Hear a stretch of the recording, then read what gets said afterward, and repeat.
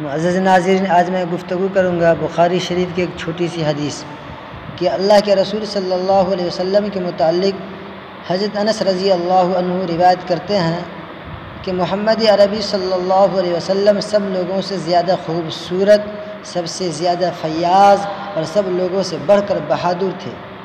ایک مرتبہ رات کو ایک آواز سن کر اہل مدینہ مضطرب اور خوف زدہ ہو گئے۔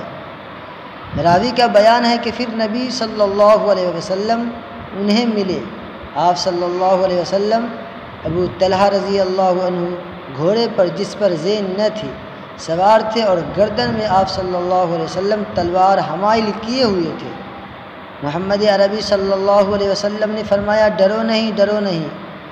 پھر رسول اکرم صلی اللہ علیہ وسلم نے فرمایا، میں نے اس گھوڑے کو مثل دریا رواں اور تیز رو پایا۔ اس حدیث سے ہمیں یہ معلوم چلا، یعنی ایک رات کسی جانب سے کوئی ایسی آواز سنائی دی کہ اہل مدینہ کو چوروں یا دشمنوں کا خوف ہوا۔ لوگوں نے جدھر سے آواز سنی تھی اس جانب چل پڑے۔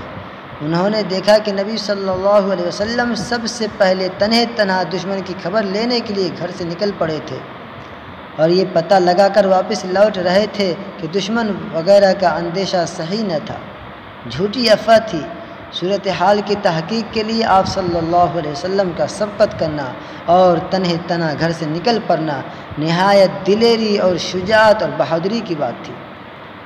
آپ صلی اللہ علیہ وسلم نے لوگوں کو اطمینان دلایا کہ کوئی خطرہ نہیں ہے، اس لیے ڈرنے کی کوئی ضرورت نہیں ہے۔